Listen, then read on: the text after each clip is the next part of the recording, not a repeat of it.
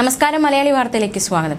ഗാസയിൽ നിന്നും നടക്കുന്ന ഒരു വിവരമാണ് പുറത്തുവരുന്നത്. വേൾഡ് ഫുഡ് പ്രോഗ്രാം ഗാസയിലേക്കുള്ള ഭക്ഷ്യ വിതരണം പൂർണ്ണമായും നിർത്തിയിരിക്കുകയാണ്.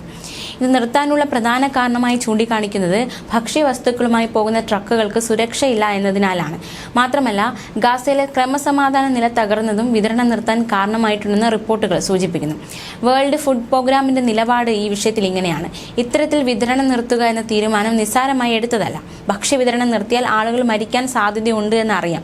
എന്നാൽ ഭക്ഷ്യവസ്തുക്കൾ വിതരണം ചെയ്യുന്ന ട്രക്കുകളുടെ സുരക്ഷ വളരെ പ്രധാനപ്പെട്ട ഒന്നാണ്.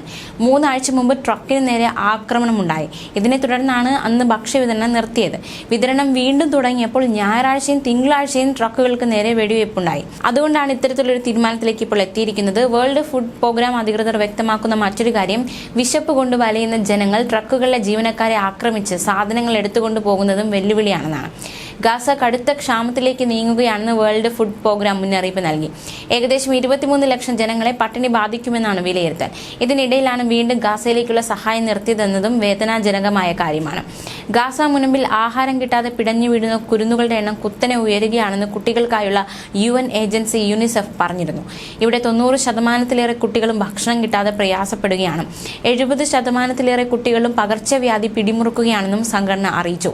നാസർ ആശുപത്രിയിൽ വൈദ്യുതിയും വെള്ളവും മുടക്കിയാണ് ഇസ്രായേൽ ക്രൂരത തുടരുന്നത്. അതിനിടെ വെടിനിർത്തൽ ചർച്ചകൾക്കായി ഹമാസ് നേതാവ് ഇസ്മായിൽ ഹനിയ കൊയ്റോയിലെത്തിയതായി റിപ്പോർട്ടുകളുണ്ട്.